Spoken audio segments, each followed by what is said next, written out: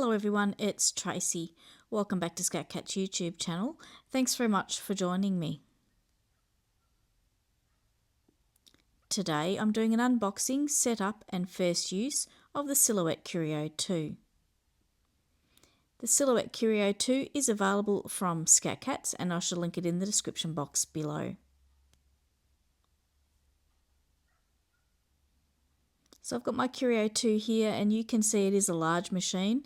It has a big footprint, so you will need a decent size bench space to have your Silhouette Curio 2.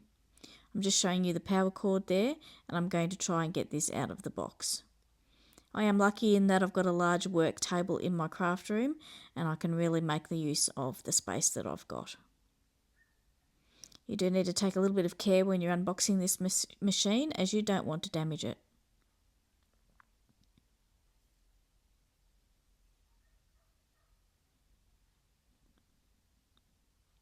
So in the top part here there is another little box, and inside this little box is the AC adapter, well, part of it anyway.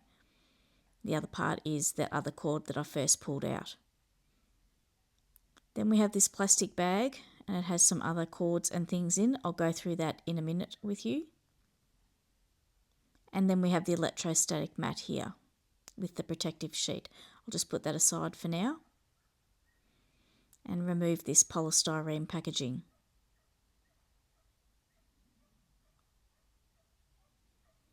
So I'm just taking care to take my time and be gentle with the machine. As you can see, the machine has been packaged very well with the polystyrene and now this plastic bag, and inside the movable parts of the machine have been taped. So we'll go through that shortly and take those bits of tape off.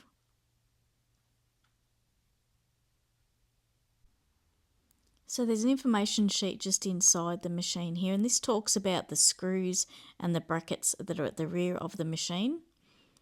And I'll go through that shortly. I'm just going to fold that bit of tape over so that I can keep this bit of paper. If I ever need to move the machine, it's going to be handy to be able to put the screws back so that the machine will be safe in transit. So I'm just turning it around so you can see the brackets and the screws that are holding the housing in place, as I'm indicating there on that sheet of paper. And I'm just going to undo these screws on the back. There are 4 wing nut type screws on the bottom, and there are 4 white screws that are attached to the top part of the housing. And I'm just undoing those now. You'll want to keep these in case you would like to transport your machine, but it is not really going to be an easy machine to transport. So in that plastic bag there are some cords here. These cords are for the non-Australian countries, so the European, and there's an adapter there for the US. So I'm probably not going to use those here. In this other little bag there's the auto blade and an adjustment tool and some Silhouette branded washi tape. So I'm just going to put those aside for the time being. And I'm going to use this bag to put those brackets and screws in, along with those other cords that I'll never use here in Australia, and I'll put those away for safekeeping.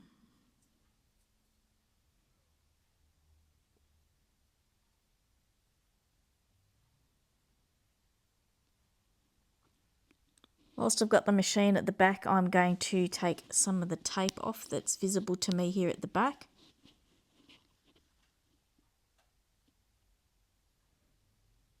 And then I've turned the machine around, and now this is the front of the machine. And I'm going to remove the bits of tape that are around the housing and the movable parts of this machine. You want to take your time doing this. I have sped up this footage, but you do want to take your time doing this. You don't want to damage the machine whilst you're taking these bits of tape off.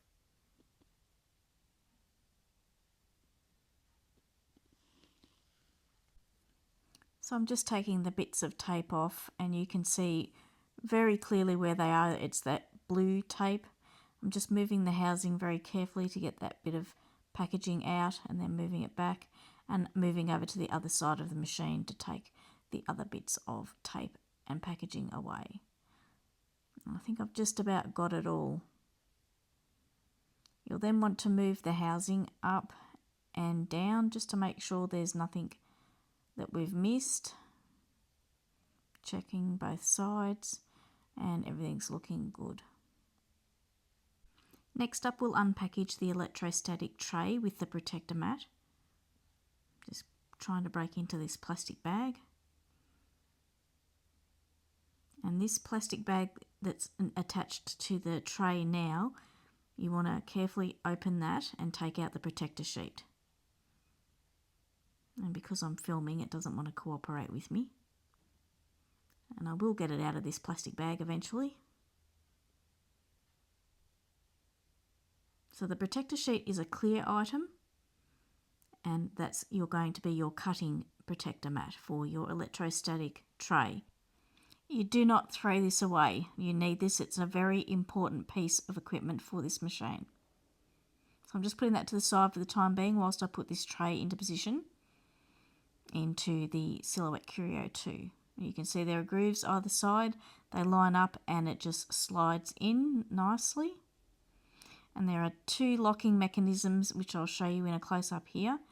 When they're pushed in, they're locked like so.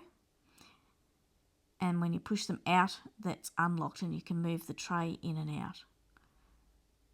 So I'll just lock that into place. You want to make sure it's locked in place before you use it.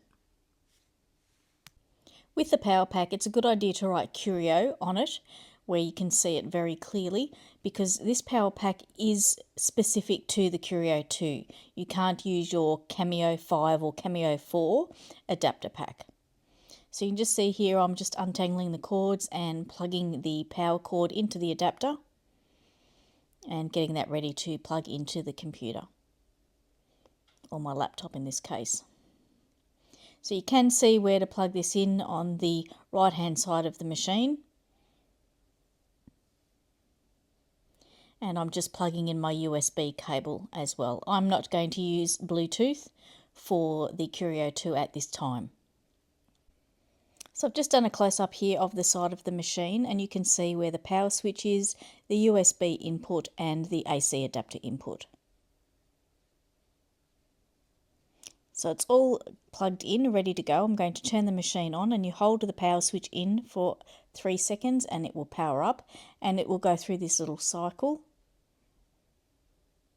And then I'm going to tell the software that I've got a Curio 2, and it's going to check for a firmware update. It's going to do this automatically, and you must leave that alone whilst it's doing its firmware update.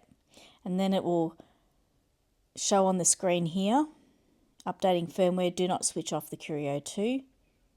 And then once it's done, it'll go through its little cycle again like this, and then show on the screen that it's ready,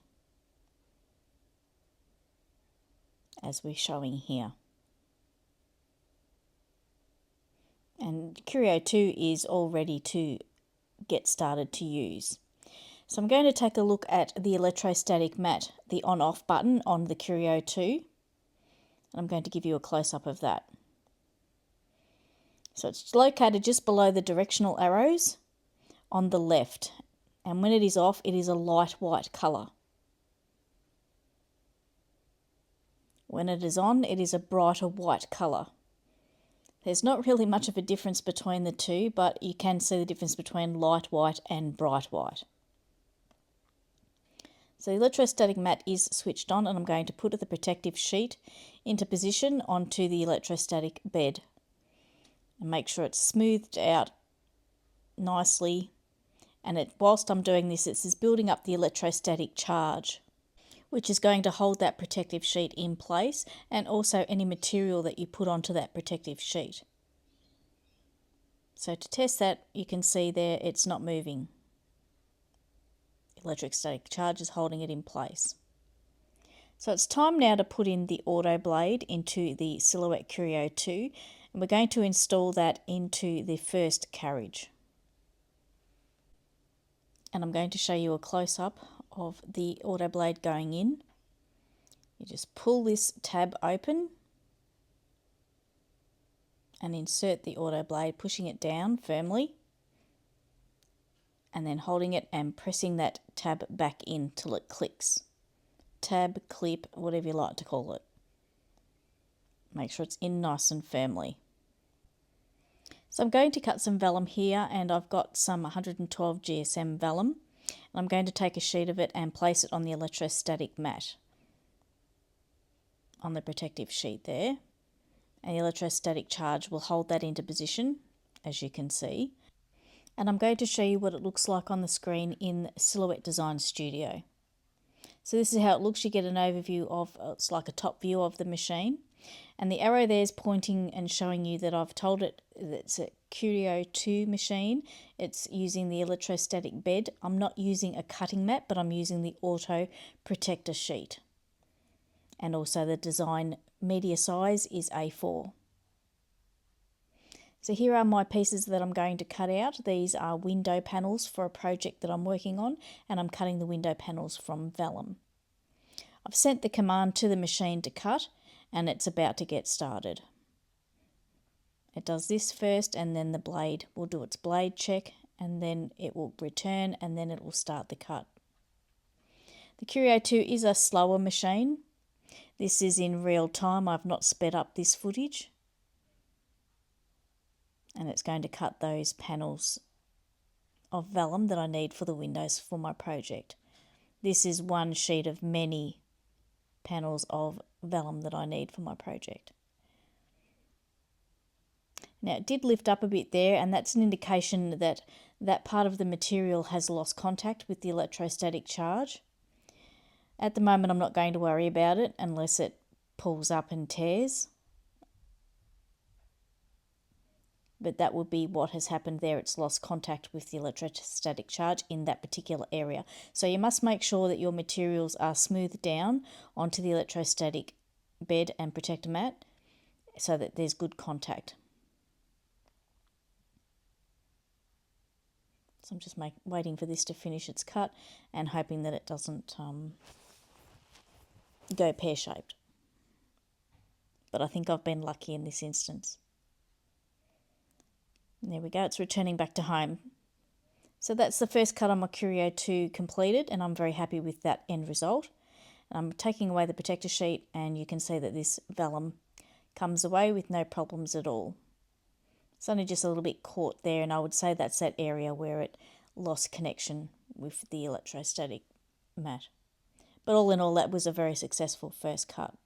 And these are some of the window panels that I'll need for my project. And I'll keep cutting those out.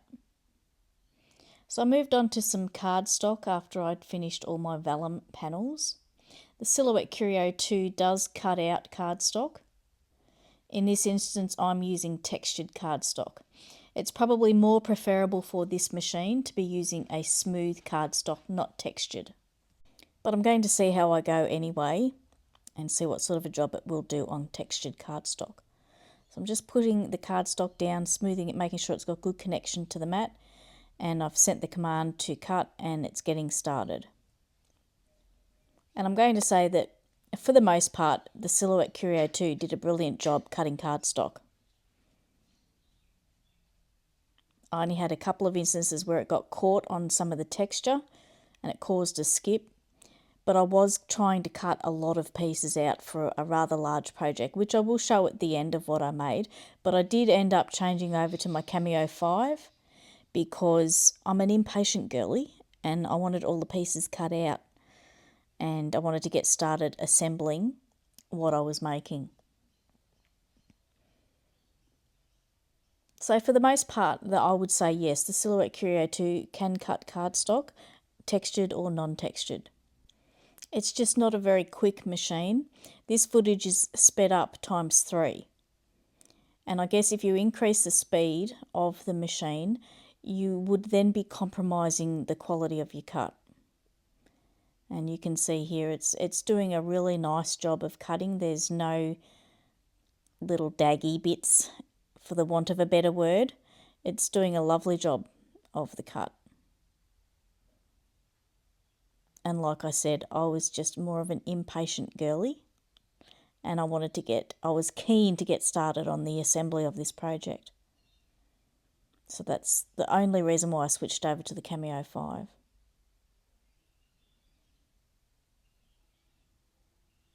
To finish off cutting out the pieces.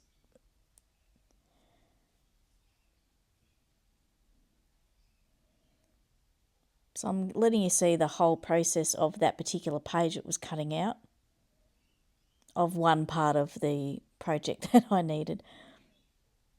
There was many pieces of cardstock that needed to be cut for this project. But it was still a good start and a good practice run with the Silhouette Curio too.